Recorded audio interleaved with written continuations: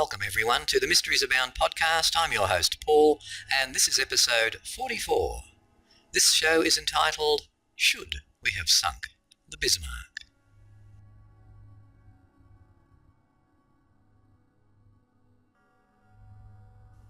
And to start the show off this week, I'd just like to say a big thank you to these people who provided reviews on the iTunes store. Much appreciated, everyone. Big thanks to Sarah, Scatter69, Mad Lab Films, and Shady. Thank you for those reviews. Much appreciated. It does help to raise the profile of the podcast. Thank you, everyone.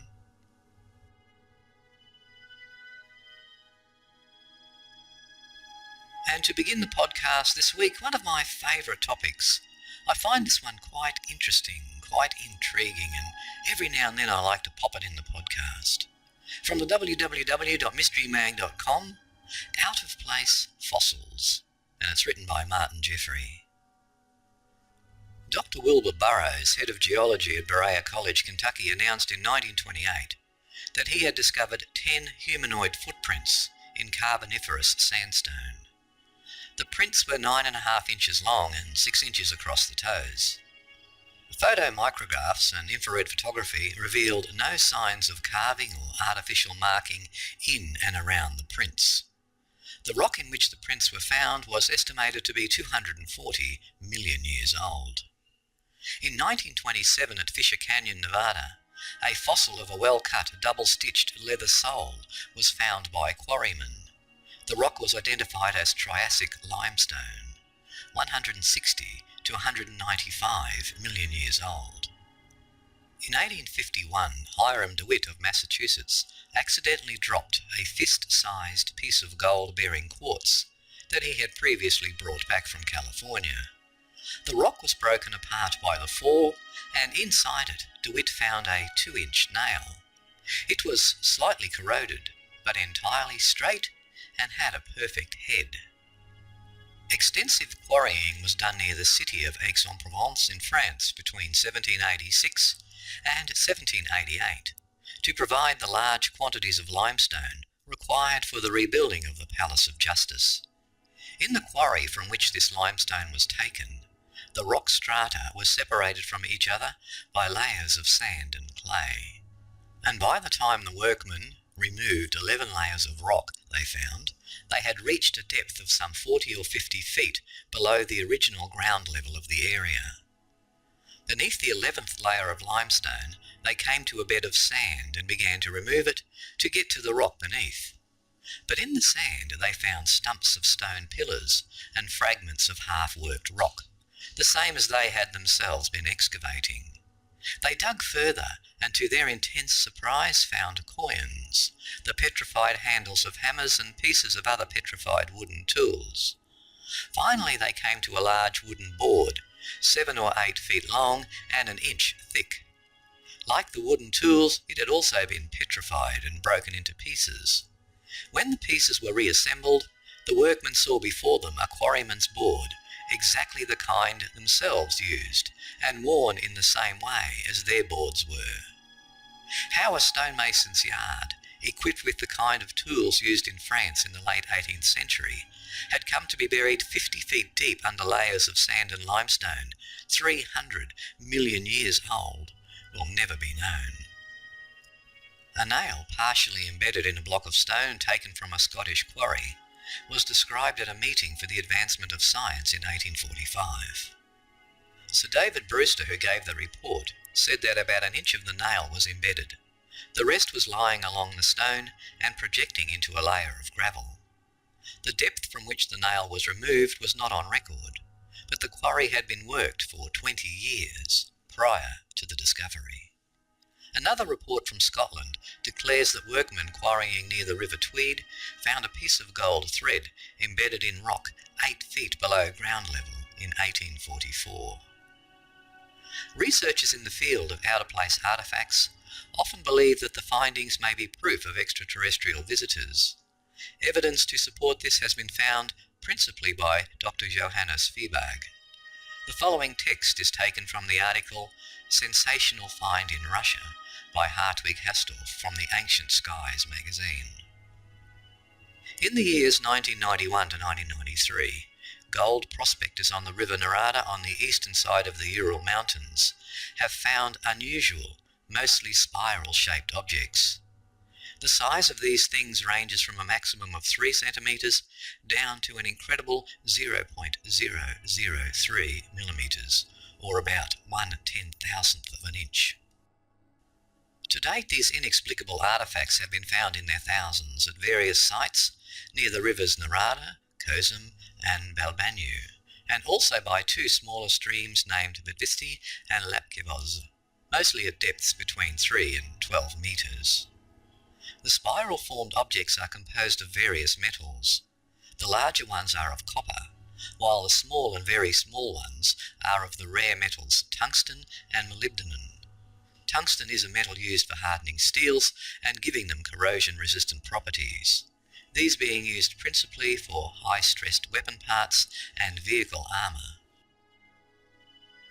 At the present time, these more than mysterious objects are being investigated by the Russian Academy of Sciences in Moscow and St. Petersburg, and also a scientific institute in Helsinki, Finland. Exact measurements of these microscopically small objects have shown that the dimensions of the spirals are in the so-called golden mean ratio. Since ancient classical times, this fraction has been the iron rule in architecture and geometry. Its usefulness is in the fact that if a certain length is divided into 2 using this ratio, the ratio of the original length to the larger piece is the same as that of the larger piece to the smaller piece. As with all phenomena, researchers of anomalous fossils have very diverse and confusing theories to explain the fossil's presence. Creationists believe that the evidence points to proof of the ways of the Bible. 2 groups of creationists mounted expeditions to retrieve sets of prints from the bed of the Paluxy River in Texas. Allegedly, the rocks show the tracks of a human being and a 3-toed dinosaur crossing each other. One of the human prints squashes the edge of a dinosaur print.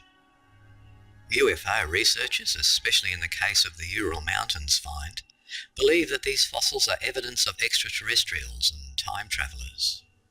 Why a time traveller would walk barefoot in Triassic times will never be known. And whatever these fossils are, there is a wealth of information on the internet about recent out-of-place artefacts and fossils.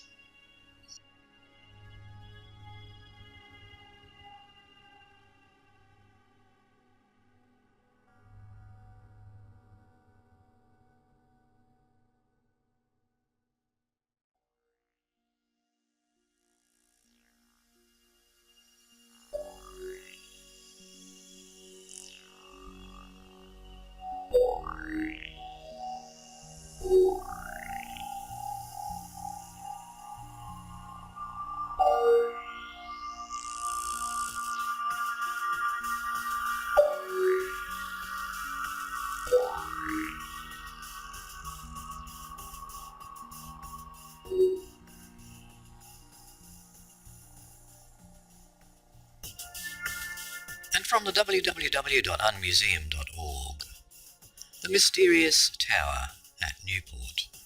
And this article was written by Lee Christek. In the centre of one of the most popular and ritzy seashore resorts on the eastern shore of the United States stands a small tower. At only 28 feet in height and about 24 feet across, most visitors to Newport, Rhode Island don't give it much notice. It stands quietly in a little park behind a protective fence, a vertical cylinder of rough stone supported by 8 arches sitting upon 8 columns. The vast majority of tourists that pass by it never realise that it has been the centre of an archaeological controversy that is over a century old. Most historians accept that the tower is the remains of an older stone windmill built in colonial times by Benedict Arnold, grandfather of the revolutionary patriot/trader with the same name. Arnold was governor of Rhode Island at the time and owned the land where the tower is located. Arnold mentions the structure in his will, composed in 1677, referring to it as "my stone-built windmill." Later records show it was used as a lookout tower by the Americans and an armoury by the British during the Revolution. The design of the mill, a cylinder supported by columns, is very similar to the Chesterton windmill in Warwickshire, England. Some historians suggest that Arnold saw the Chesterton windmill as a child and then duplicated the design when he went to build his own stone windmill after he emigrated to America. In 1990, the construction date of the Newport Tower was estimated to be between 1635 and 1698, based on carbon-14 dating of the mortar.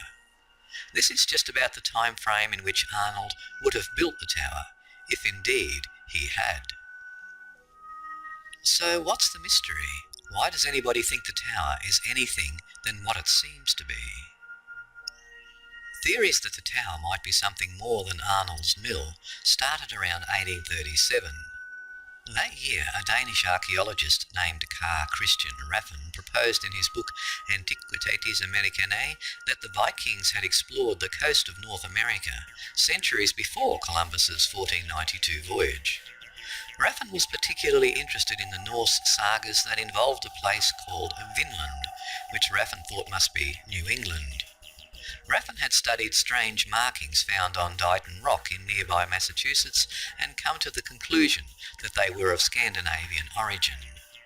This led him to suggest that the Newport Tower was originally part of an early Norse settlement. Raffen's ideas about the Norse origin of the tower were so persuasive that poet Henry Wadsworth Longfellow included it in his Viking ballad The Skeleton in Armour. Though the poem was only fiction, it helped popularise the theory and strengthen the connection of the tower with the idea of an early Norse settlement of New England within the public's mind. Over 100 years later, in 1942, archaeologist Philip Answorth Means took up Raffen's arguments in his own book, The Newport Tower. Means thought the tower resembled round churches found in Scandinavia and suggested that Arnold simply converted an already existing structure to a windmill, rather than building the tower from the ground up. He listed a number of reasons for this thinking, though not all had merit. For example, Means contended that the existence of a fireplace, the remains of which can be seen on what would have been the upper floor of the tower, shows that the building was not originally constructed as a mill. Means argues that the operation of the mill would generate too much flammable dust for anyone to risk installing a fireplace in such a building. Though there is logic behind this thinking, one can find numerous examples throughout Europe of fireplaces installed in mills. The type of fireplace installed in most of these windmills is also similar to the fireplace in the Newport Tower because the flue exits through the side wall rather than the roof. Since the tops of most windmills were designed to turn so the blades could face the wind, running the flue straight up through the roof was not practical. Means was also dismissive of the comparison of the Newport Tower with Chesterton Mill, citing work by British historian Rex Wales. Wales was of the opinion that Chesterton had originally been built as an observatory and only converted to a windmill after Arnold had left for America. More recent research, however, has shown that Chesterton was always a mill and that it is entirely plausible that Arnold or some other member of the Newport community who acted as the architect for the Newport Tower could have seen it before travelling to North America and decided to duplicate the design. 4 years after Means' book came out, two professors, P. Lovefold and M. Bjorndal, found what appeared to be a Swedish-Norwegian runic inscription on the west side of the tower, 14 feet above the ground. The inscription included a date, 1010. While this would seem to support the Norse theory, the number of years involved since the proposal of the theory in 1837 to the discovery of the rune makes it impossible to discount that the markings were part of a hoax perpetrated during the intervening century. The Norse theory isn't the only origin of the Newport Tower that people have advanced, however. Early in the 20th century, historian Edmund Delabere proposed the tower was constructed by Portuguese navigator Miguel Corte Real. Delamere believed Court Real was shipwrecked in the area around 1501 to 1502 during a search for his lost brother Gaspar in Narragansett Bay. Supporters of the Portuguese theory point to the large number of octagonal rotundas, particularly the main tower at the Castle of Tomar found in Portugal that bears some resemblance to the Newport Tower. In his book 1421, The Year China Discovered the World, author Gavin Menzies argues that ships from the Chinese fleet of Admiral Zheng circumnavigated the world and may have constructed the tower at Newport. Menzies' writings are extremely controversial, however, and not accepted by most mainstream scientists. So, who did build the Newport Tower? Benedict Arnold, Vikings, Miguel Court Real, or Admiral Zheng He? The only theory with evidence to back it up is the Arnold theory. Excavations in and around the tower have unearthed only artefacts consistent with the colonial period. No Norse, Portuguese or Chinese items at all. As critics of the Arnold theory point out, the lack of pre-colonial objects doesn't prove that the building itself isn't much older. It is hard to believe, however, that if the construction actually predated the colonial period, that the builders would not have left tools or construction materials behind for archaeologists to find. Critics of the Arnold theory also argue that at the time of the supposed construction, the colony at Newport was preoccupied with Indian attacks and could not have taken on such a resource-intensive project such as a stone windmill tower. While this tower undoubtedly was more difficult to build than a wooden structure, the destruction of an earlier wooden windmill by a storm may have encouraged Arnold to invest in a heavier structure. The construction may have been a challenge for the colonists, but it would have been just as difficult or even more difficult for the groups mentioned in the alternate theories. Why would Court Real bother with building a stone signal tower when a wooden one would have done just as well? It may never be possible to prove the origin of the tower to all parties' satisfaction. It will most likely remain the object of controversy, sitting quietly on the hillside behind its protective fence, watching the modern world go by, while keeping to itself the secrets of its unknown history.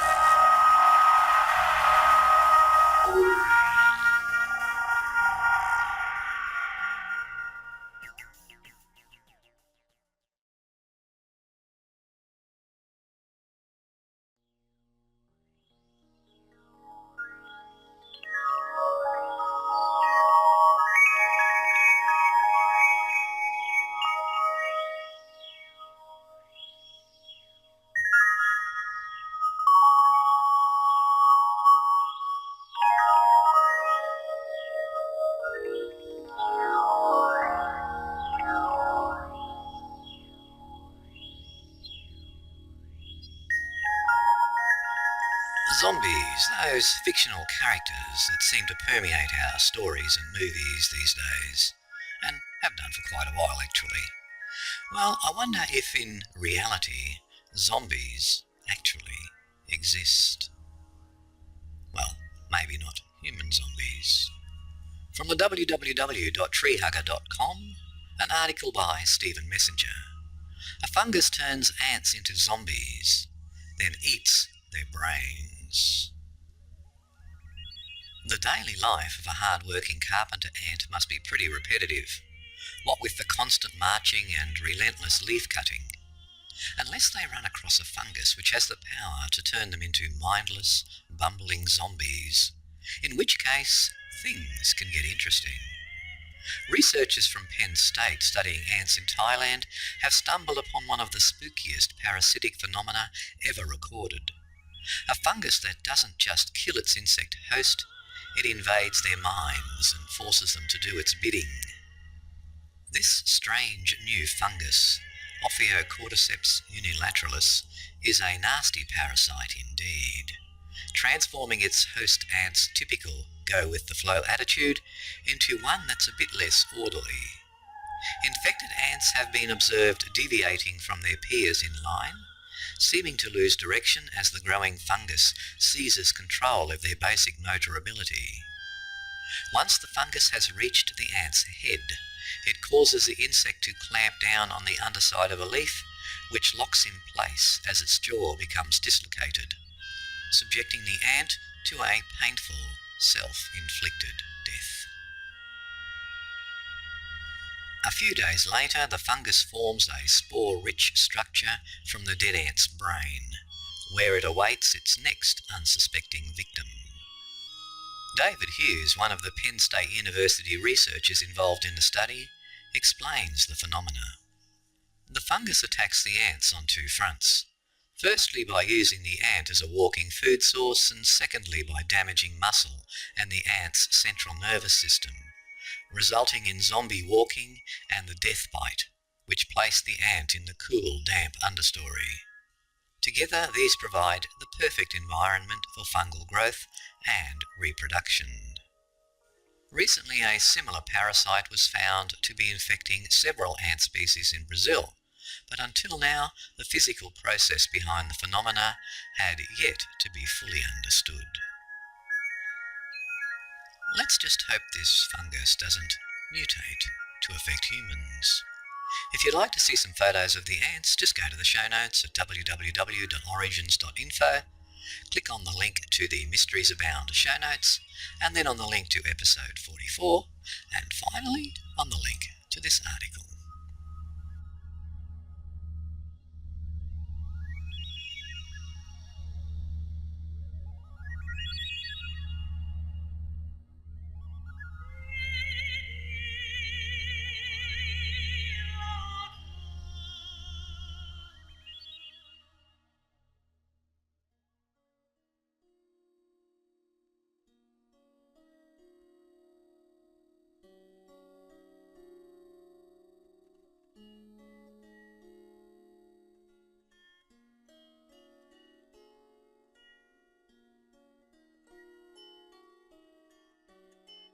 From time to time I get feedback via email from listeners to the podcast, and they say that they like the Mysteries Abound podcast, which is great to hear, but they do in particular like some of the paranormal stories that I put in the podcast from time to time. So I thought with this episode, why not do a little collection of some of those paranormal stories? So to those people who have contacted me and said that they like them, just especially for you. Black-Eyed Bookstore People, and it's from Stephen Wagner, and it's the paranormal.about.com website. My husband and our 2-year-old son and I went to a used bookstore about 2 hours from our house in Tucson, Arizona, this last Saturday. I followed my son as we walked back into the children's area. He rounded the corner to the aisle with the books. I saw a girl standing, not moving, a little ways down the aisle, staring in our direction. Then my husband walked up to us. As he came closer, she did as well, following behind him. My son ran off toward a table and my husband followed. The girl walked right up and got right next to me within inches, almost touching. I started to feel extremely uneasy and moved away to where my husband and son stood at the table. They were both looking down at a Mickey Mouse doll, which I tried to talk to my son about. As I was looking down, I saw movement coming up behind me out of the corner of my eye. It was the girl. I noticed her clothing looked from about the 60s, and she looked very out of place. She was also overdressed with multiple coats on in a normal temperature environment. She walked in a circling pattern with her head down in a predatory way, the way a panther stalks its prey. As I stared at her for a while, she walked slowly. I distinctly remember she did not make a sound when she moved, which now I am thinking was odd because she had a lot of clothing on and a bag with her. Her eyes were all black. No whites of her eyes, no pupils. She stared coldly, devoid of emotion, and you could feel the evil radiating from her. I remember as I made eye contact with her, I had the very distinct feeling that she was not human. I had a feeling that she was something evil in a human shell. I felt the most amount of terror and most threatened I have ever felt. I also felt like I was the food at the bottom of the food chain and I was her next meal. I definitely had a fight or flight response after I was able to pull my eyes away from hers. I remember thinking I had to get away and I had to protect my family. I tugged on my husband's shirt and grabbed my son and started to pull them away. My husband asked why. I said, "We need to just go." I remember thinking it was very important that she didn't know we were leaving because we were afraid of her. We went to the other side of the store. If we were smart, we would have left immediately. My husband walked off to the electronics and my son and I stood in front of a bookshelf full of board games. There was an aisle right behind us for magazine. Then I heard a man that was leaning down towards my son say in a very low tone, "I see you. She can't hear you, but I can." I didn't turn around. I was too scared. I grabbed my son and dashed away. I now believe he was one of the dark-eyed people too, and they were there together. I went to the car with my son and just felt this heaviness of evil that almost felt like it had stuck to me until I went to bed that night.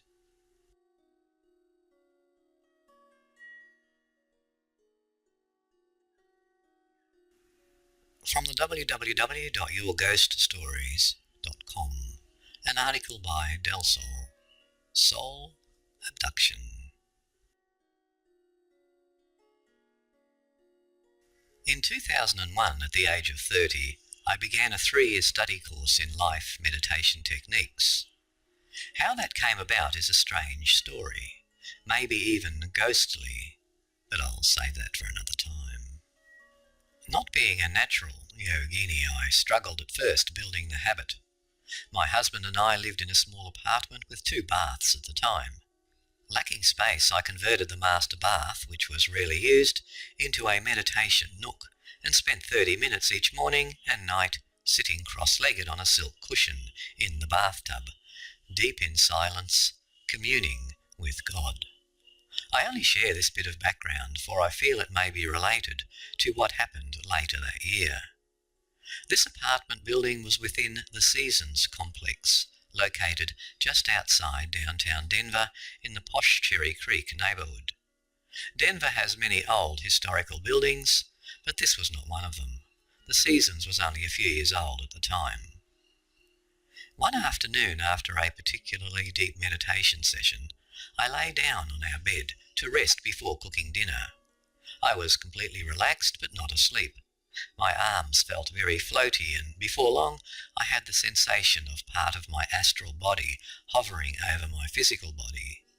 It was as if I could feel my actual arms and my spirit arms at the same time, in 2 places at once. This was very pleasant and not frightening at all. However, that quickly changed. Without warning, my spirit arms were seized by an incredible force. My entire soul, for lack of a better word, was yanked from my body, towed across the air into our walk-in closet, and then pulled down through the carpeting into the floorboards before I was released. Released is not the right word. I felt like I was drowning, being forcibly pulled down to a place I might not come back from. It was like a kidnapping, a feeling of being wrongfully taken, stolen. I had to flail and kick my astral arms and legs, thrashing and squirming to pull myself up and away from whatever had hold of me. In other words, I had to fight. While being pulled down in the closet, I could see everything. I saw dust bunnies on the buckle of one of my husband's shoes. I saw the carpet fuzzies at eye level as I passed through the floor. I saw messy items on the floor, and then I saw what the floor was made of, inside. The wood, steel and concrete of it, etc. I began to panic. My husband was in a nearby room. I tried to call out, but my mouth would fill with water or really invisible air, making it impossible for me to make a sound. I struggled for what seemed like forever, but could not have been more than a few moments, and then was back in my body on the bed exhausted and terrified. I did not swim back, but was simply no longer being attacked and was suddenly whole again. I fled the room and went directly to my husband. While sobbing, I told him what had just happened. He assured me it must have been a dream. I did not sleep in our bedroom again for 3 weeks for fear of it happening again. I did not meditate in the bathroom again for a long time either. This had been no dream. We no longer live in that apartment. Years have passed. I still meditate on occasion, but not to the extent I'd like to, because I am now busy raising a family, but also because I've always suspected the two were related, the meditating and the bad entity. I've been told by my church that it may have been a tramp spirit having a bit of fun at my expense, and if I fill my mind only with God while meditating, I should have nothing to fear. But from my perspective, this is a huge should. Know what I mean?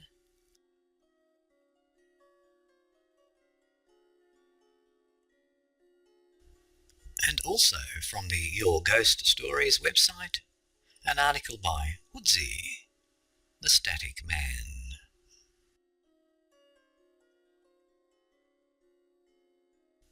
Living in Vernon was very hard on my family. My dad decided he was tired of being a parent and gave my mum 2 years to get a job and get out of the house. Unbeknownst to me and my younger sister, of course. My brother left the house as soon as he turned 18, and he was always getting drunk or high or having relations with certain seedy women. My older sister was caught up in her own drama and had no kind words to offer her younger siblings. So I suppose it's no surprise that my little sister and I had paranormal experiences there. First, allow me to explain the layout of the Vernon house. The front door opened into a small foyer, then the dining room and kitchen, which are connected. The hallway to our bedrooms was to the left, while the kitchen was to the right. Standing in the foyer, you could see almost the entire house, including the huge family room down a couple of stairs connected to the dining room. Now, before I begin, I'd like to explain that I had a problem with sleepwalking as a child. I would go to sleep in my bedroom and then wake up in the living room, kitchen, etc. Sometimes I even interacted with everyone who was still awake while I was in these states. My first encounter with the entity seemed like just another horrible nightmare. In the dream, I walked down the hallway from my bedroom into the living room. I was wearing the exact pajamas I had gone to sleep in, and the house was exactly the same as we'd left it at bedtime. For one reason or another, I felt the urge to look into the kitchen. There he was. The static man appeared in the doorway between the dining room and kitchen. He was tall, barely touching the ceiling, and he appeared robed in black. Instead of a head upon his shoulders, there was this great ball of static. The sound buzzed constantly. I stood there frozen with fear, staring up at the static man. After perhaps a couple of seconds, he reached out his long, dark arm towards me. Then he seemed to kind of float closer and closer. The buzzing got so loud that it hurt my ears. I remember closing my eyes, screams stuck in my throat, and then I woke up on the couch in the dining room facing the kitchen. I told my parents about the dream, but they weren't overly concerned about it, so for a while I just brushed the dream off. But I wasn't the only one affected by the static man. Apparently my little sister Catherine was woken up one night. When she opened her eyes, the static man was standing between our beds. He seemed to be looking at her.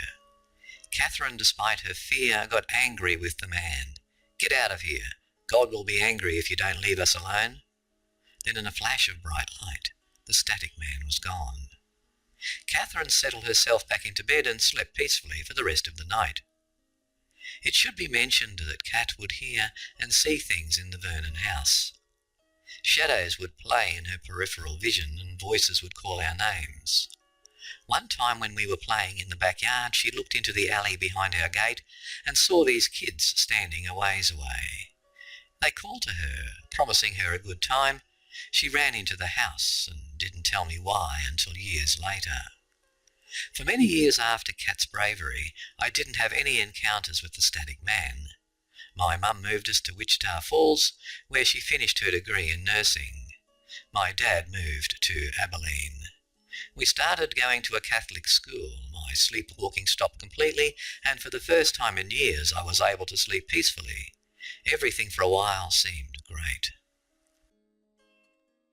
A couple of years later we moved in with my dad. My mum was trying to save their marriage. A few months after settling into the house, the static man appeared again. I woke up in a cold sweat. The man was standing beside my bed, leaning over me. All of a sudden I was tossed a few inches straight up from the surface of my bed. I would later try to recreate this movement on my own. I couldn't get off the surface of the bed from my position. Then something pinned me down by my arms and legs. I felt hands wrap round my neck and start choking me. Trying to fight off this attack, I desperately looked around, hoping Kat had been awoken. She hadn't, of course, but I did notice that where I felt fingers grabbing my limbs, there were depressions in my flesh. After perhaps a minute or so I was released and the static man disappeared as quickly as he'd come. For the rest of the night I lay there wide awake, shaking and gasping. From then on, every night for about a year, I was disturbed in the same way. I was completely drained of energy, my grades fell abruptly, and I violently lashed out at my family. Then I started biting, hitting, and cutting myself just to feel something. I even tried to kill myself. My mum, sister and I moved into our current apartment after 2 years of darkness in my dad's home. The static man continued to torment me. I tried to talk to my mum about it, but she kept telling me that it was just a dream and that it was a side effect of my new antidepressant. If there was something wrong in this house, I'd know about it. I have experience with these things, remember? She said things like this even when I slept with her and the entire bed shook as the man attacked. Carolyn, if you keep shaking the bed, I'm kicking you back to your room. One night I just lay in my bed crying, waiting for the static man to appear. I pleaded to God for just one night of peace. Please God, please God, please God. I was shaking from fear and exhaustion. I suddenly felt a wave of peace wash over me. I stopped crying and closed my eyes. When the static man jolted me out of bed, I wasn't afraid. It didn't touch me, didn't buzz. It was the first night in a long time I was able to get a good sleep. Thank you, Jesus, I remember thinking before I drifted off to sleep.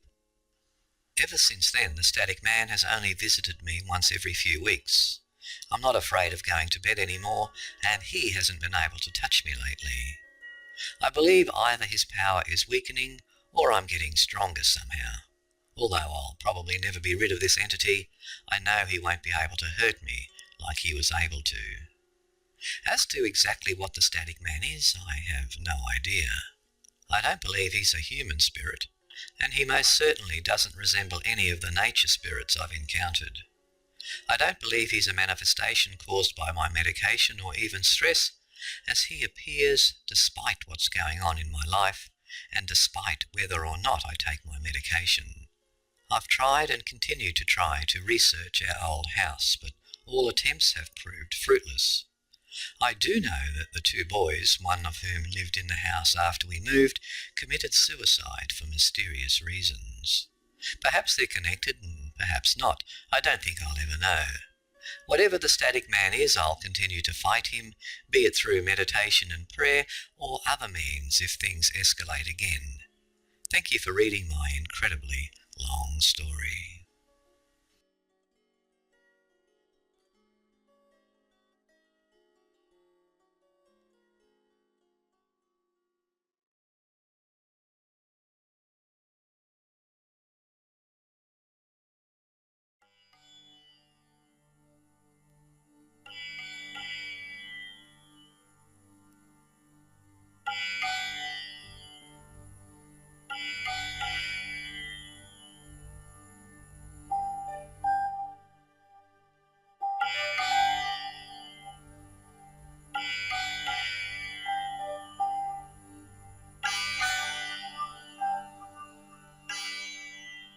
With her steering jammed and her speed slashed by torpedo attacks, the Bismarck and her crew of 2,200 were a sitting duck for the Royal Navy.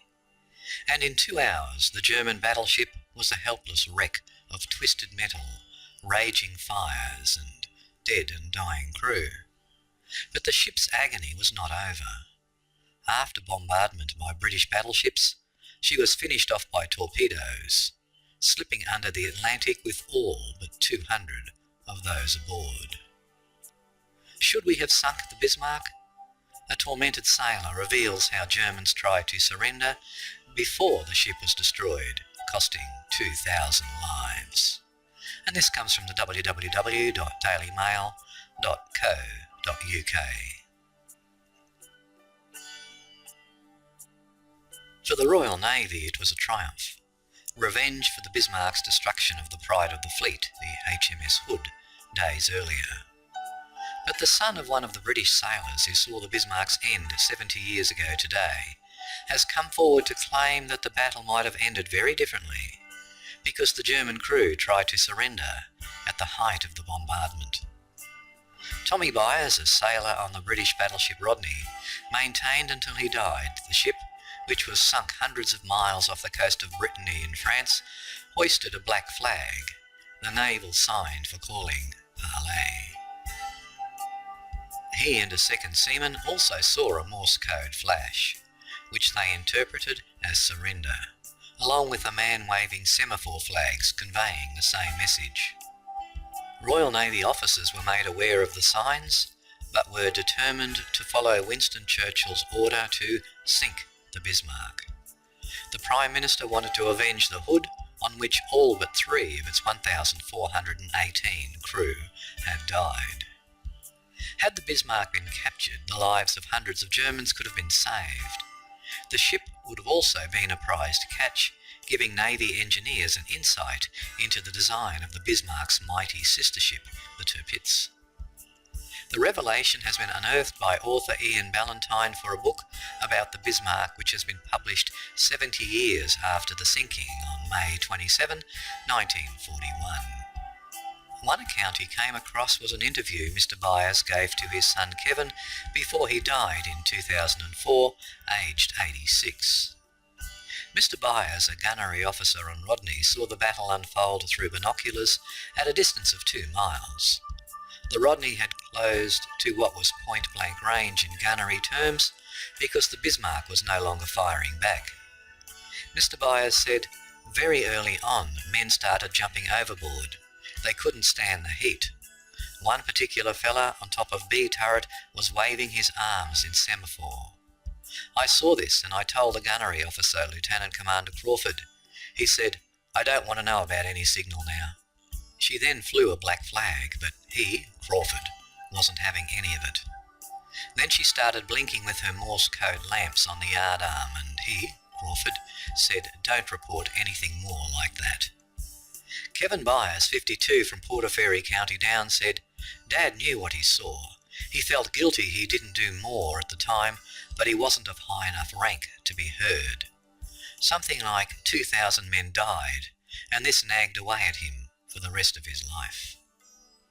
The second witness was Lieutenant Donald Campbell, the air defence officer on HMS Rodney. In his account of the sinking, he said he saw the Morse signal. This was also reported by a sailor on the cruiser HMS Dorsetshire. The Bismarck had been hunted down relentlessly.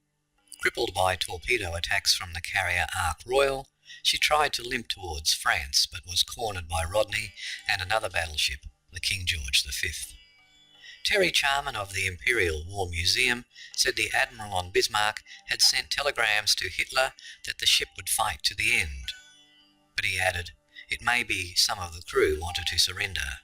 They were in a hopeless position." And if you go to the show notes at www.origins.info and click on the link to this article in the Mysteries Abound show notes, there are some photographs of Tommy Byers as the older man and as a young sailor, and some photographs of the Bismarck.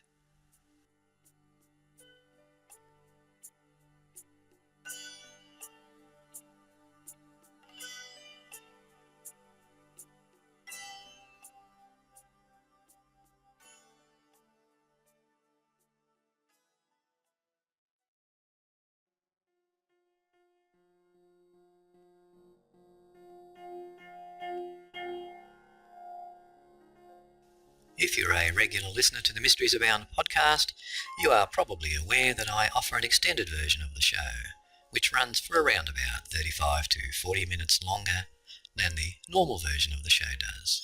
It's done in the same format with the same style, it's just there are more stories than in the normal version. To gain access to this, it's easy. All I ask is that you make a one-off donation to the podcast of any amount using the links on the show notes at www.origins.info. By clicking the link, you'll be taken to PayPal. You just put in whatever amount you like, and once I receive a notification from PayPal, I'll email back to you the links to the extended version of the Mysteries Abound podcast. And I'd just like to thank these people who have made a donation in the last couple of months to the show. Denise Pinto, Matthew McDonald, Michael Paulson, Matt Hopper, Patrick Morgan, Jason C. Miller, and Skelton Village, or in other terms, Monique. Thank you everyone for your help. It's greatly appreciated. And I'm finally getting my act together since the flood and working out what my records are, so I'm able to do the thank yous more often now. So thank you everyone who is a friend of the podcast. Your help is greatly appreciated. It helps to keep my equipment up to date, and of course it inspires me to keep going. Thank you everyone.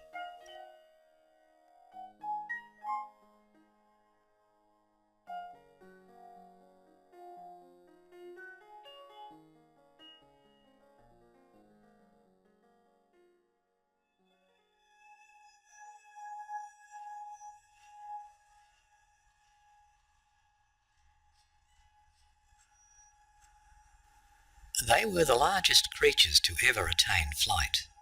With wingspans reaching nearly 40 feet, pterosaurs ruled the prehistoric skies for over 100 million years, until they died out with the dinosaurs about 65 million years ago. Or did they? Dozens of eyewitness accounts and a few intriguing photographs suggest that this flying monster, thought to have died with the dinosaurs, might still exist. From the paranormal.about.com website, did pterosaurs survive extinction? There have been many modern-day sightings of creatures that by eyewitness description sound like pterosaurs. There are also intriguing rock carvings and even photographs that suggest that this species of amazing flying monster could have survived extinction, could have soared through the skies of the southwestern United States until very recently, and might still exist in small numbers in remote parts of the world. Pterosaurs were not dinosaurs, but a family of large flying reptiles. Pterosaur means winged lizard. That includes the pterodactyl and pteranodon. The pterosaur stood on two rather spindly legs and wings composed of a leathery membrane that stretched from the animal's extremely long fourth finger to its body. Despite their appearance, they were not related to birds as dinosaurs are theorized to be, and were highly successful flyers that might have dined on fish and insects. Although there seems to be no hard evidence that pterosaurs did not die out millions of years ago, no pterosaurs have ever been captured and no bodies have ever been found. Sightings have persisted. Stories of flying reptiles have been recorded for many hundreds of years. Some think that tales of the mythical dragons in the lore of many cultures around the world could be attributed to the sighting of pterosaurs. Here are some more modern accounts. May 1961, New York State. A businessman flying his private plane over the Hudson River Valley claimed that he was buzzed by a large flying creature that he said looked more like a pterodactyl out of the prehistoric ages. In the early 1960s in California, a couple driving through Trinity National Forest reported seeing the silhouette of a giant bird they estimated to have a wingspan of 14 feet. They later described it as resembling a pterodactyl. January 1976, Harlingen, Texas. Jackie Davis, 14, and Tracy Lawson, 11, reported seeing a bird on the ground that stood 5 feet tall, was dark in colour with a bald head and a face like a gorilla's with a sharp 6-inch long beak. A subsequent investigation by their parents uncovered tracks that had 3 toes and were 8 inches across. February 1976, San Antonio, Texas. 3 elementary school teachers saw what they described as a pterodactyl swooping low over their cars as they drove. They said it had a wingspan between 15 and 20 feet. One of the teachers commented that it glided through the air on huge bony wings, like a bat's. September 1982, Los Fresnos, Texas. An ambulance driver named James Thompson was stopped while driving on Highway 100 by his sighting of a large bird-like object flying low over the area. He described it as black or greyish with a rough texture but no feathers. It had a 5 to 6 foot wingspan, a hump on the back of its head and almost no neck at all. After consulting some books to identify the creature, he decided it most looked like a pterosaur. While other reports of pterosaur-like creatures have come out of Arizona, Mexico and Crete, it is out of Central Africa that some of the most interesting anecdotes have come. While travelling through Zambia in 1923, Frank H. Melland collected reports from natives of an aggressive flying reptile they called Kongomoto, which means overwhelmer of boats. The natives, who were occasionally tormented by these creatures, described them as being featherless with smooth skin, having a beak full of teeth and a wingspan of between 4 and 7 feet. When shown illustrations of pterosaurs, Melland reported, every native present immediately and unhesitatingly picked out and identified it as Kongomoto. In 1925, a native man was allegedly attacked by a creature that he identified as a pterosaur. This occurred near a swamp in Rhodesia, now Zambia, where the man suffered a large wound in his chest that he said was caused by the monster's long beak. In the late 1980s, noted cryptozoologist Roy McCall led an expedition into Zambia, from which he had heard reports of a prehistoric-looking creature with a wingspan of up to 30 feet. If pterosaurs really died out with the dinosaurs and their fossil remains were not first discovered until 1784 in Germany, then a depiction of one could not possibly exist in an ancient rock carving. Yet a pictograph found high on a cliff near Thompson, Utah, seems to show just that. And if you go to the show notes, you can see a photo of this pictograph. While many experts believe the drawing is of a bird, the beak, head prominence, wings and legs also look very much like those of a pterosaur. Another fascinating tale of a pterosaur literally comes out of stone dates back to 1856 in France. Workmen were digging through Jurassic-era limestone for a railway tunnel between Saint-Dizier and Nancy lines. When a large boulder of limestone was split open, the workers were astonished to see a large winged creature come stumbling out. They said it fluttered its wings, let out a croaking noise, and then dropped dead at their feet. The creature had thick black leathery skin, a beak full of sharp teeth, talons for feet and membrane-like wings that spanned 10 feet 7 inches by their measure. The body of the creature was taken to the nearby town of Grey, according to the story, where it was identified as a pterodactyl by a student of paleontology. As reported in the Illustrated London News of February 9, 1856, the rock in which the creature had apparently been entombed for millions of years contained a precise mould of its body. The April 25, 1890 edition of the Tombstone Epitaph ran a story of 2 Arizona ranchers who claimed to have chased on horseback a flying monster resembling a huge alligator with an extremely elongated tail and an immense pair of wings. True to the spirit of the West, they shot the creature. Taking measurements, they reported that the monster was 92 feet long with a 160-foot wingspan and a mouth full of sharp teeth. The story is not taken seriously by many researchers today, but it corresponds loosely with a story about a thunderbird that was allegedly shot in the same area in 1886 and dragged into town to be photographed. Several paranormal researchers claim to recall seeing that photo, but don't know where, and the photo has not been seen since.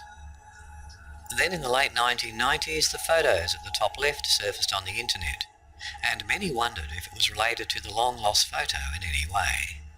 As it turns out, however, the photo is a hoax created by Haxon Productions for their Freaky Links television show. The photo at centre left might also be a hoax. It was sent to Art Bell, the late-night radio show host, by someone named Ernest Todd. Details about the origin or context of the photo are not provided. The photo appears to be taken from a newspaper, but digital manipulations would make such a forgery quite easy. Finally, the bottom left photo was emailed to me by a person calling himself George. It resembles the top photo somewhat and has the added effect of torn edges to give the photo an old, used look. It too may be very well a hoax, perhaps also from Haxon.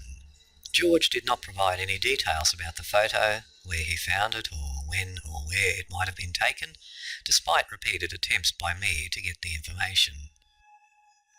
Again, it's relatively simple in today's digital world to create quite convincing fake photographs, and such images should be considered with a high degree of skepticism.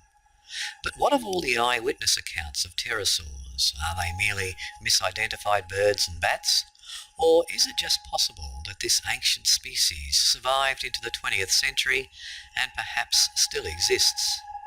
An even more bizarre theory is that these sightings are artefacts of a time slip, either a look into the distant past or that some of these flying monsters have passed through some time portal to the present day.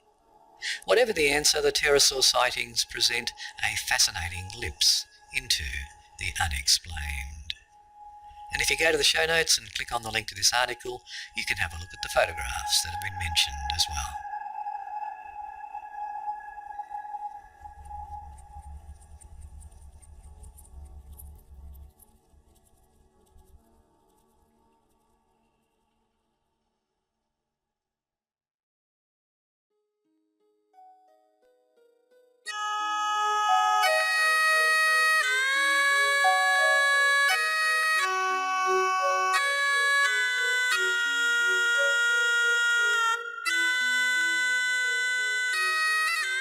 Well, with the tale of the pterosaur, that concludes episode 44 of the Mysteries Abound podcast.